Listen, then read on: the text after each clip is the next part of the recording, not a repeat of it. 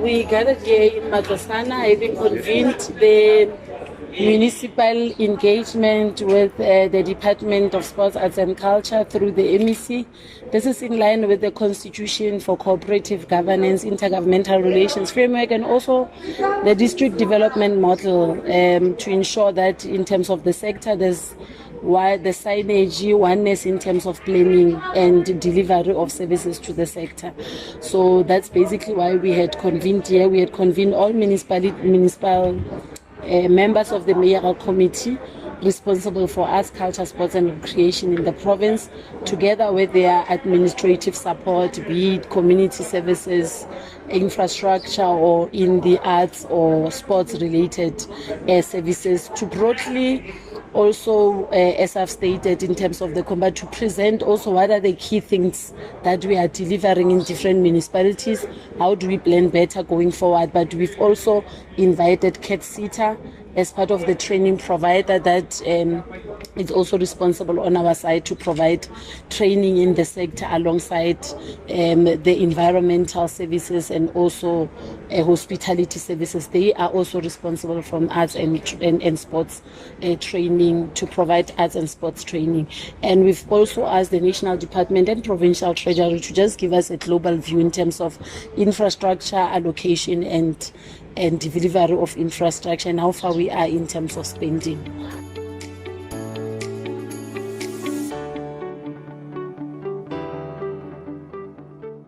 One of the key concerns that was raised by the Treasury is that we budget for delivery of infrastructure, but we don't budget for maintenance. So it's important that we have the maintenance plan in place and also fund it, because we'll not want to deliver on infrastructure and then there's nothing that is taking place, even post the delivery of the infrastructure. It's not well kept. And also, what do we do with the existing infrastructure? It's not also about maintenance, it's also the use of that infrastructure, because if it's not used, then it doesn't attract a number of tournaments, it does not generate revenue and so on.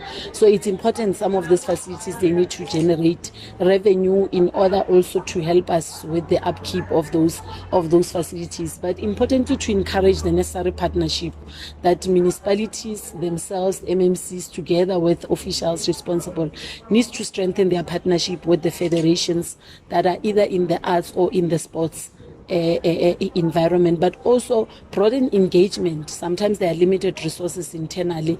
How do we engage local private sector to ensure that we work together to provide some of the facilities and even assist us in terms of maintenance? But some of the federations can help us also in terms of the upkeep and also of the use of those facilities, so that they remain relevant and people know that there's an event, there's a tournament taking place. It doesn't have to be national. It can also be a local tournament, which is important.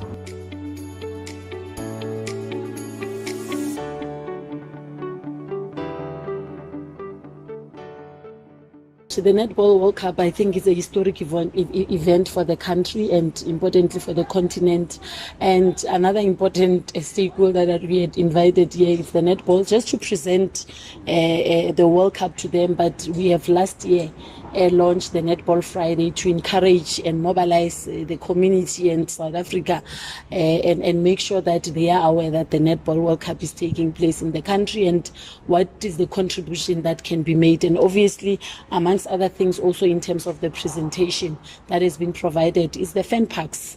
That municipalities and private people can organize the fan parks, but also will be receiving the trophy that will be going across the province as part of the mobilization effort to create that hype that the World Cup is taking place in South Africa, in Cape Town in July. And importantly, there are legacy projects that they've also outlined, which we can play a role in terms of development of netball in the country and make sure that each and every corner netball is played by South Africans across. But importantly, this is a year of women's sports. And I think Netball World Cup serves as a catalyst. So it's important that we invest in ensuring that women's sports is promoted regardless of the code We are obviously pleased with the performance of the cricket a team that has made us proud in participation in the World Cup, and obviously they did not win the cup, but they made it in the final. And one of the concerning area which I think the football Banyana coach has raised a concern that we are not making a contribution in terms of Banyana players as a province. So it's important that municipalities and ourselves, working with different community clubs and federations, we make sure we make our contribution in terms of the development of different schools that are already providing women's sports, and working with obviously school sports to make sure that opportunity and interest is driven from the school level.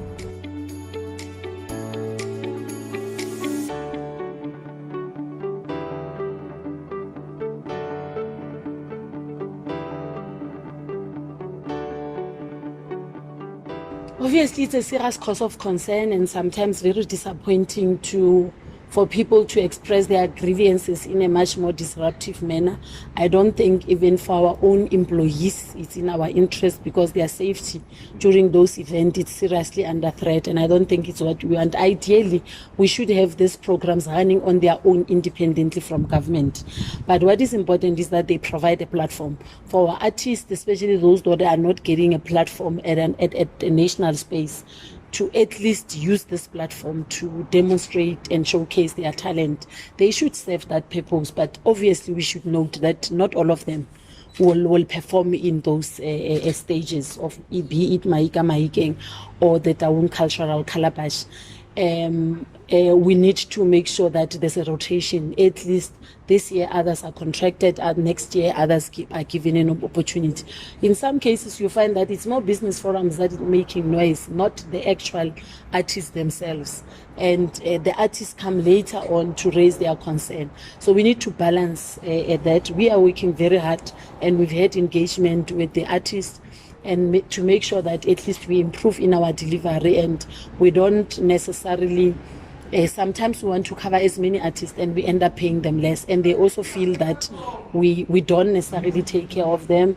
We regard them as less compared to other people, and obviously when you want to push numbers, you will drive that narrative. So you have to reduce the numbers to pay them at least a competitive rate. They can't be paid like other people, because not all artists, even if you are a national artist, you'll not be paid the same, because it depends on the level of exposure and how are you rated and so on, and to what extent is the audience that you are going to be performing to want you.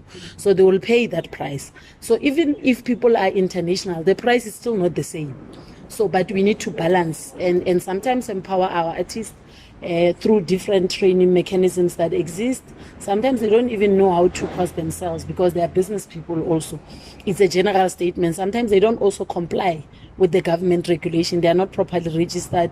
Even when you procure their services, they can be. So those are interventions that we need to make, working with relevant partners, whether SEDA and the Department of Economic Development, to ensure that our artists are empowered, and maybe through our discussion with them, develop also a rate, a tariff or something that is fair, that is acceptable to them, but with the acceptance that not all of them will be paid equally. But I think the task for us is to reduce the number and convince the rest that it's not your opportunity this year. Next year it's another opportunity, and we'll try by all means possible to expose as many of you to these different stages.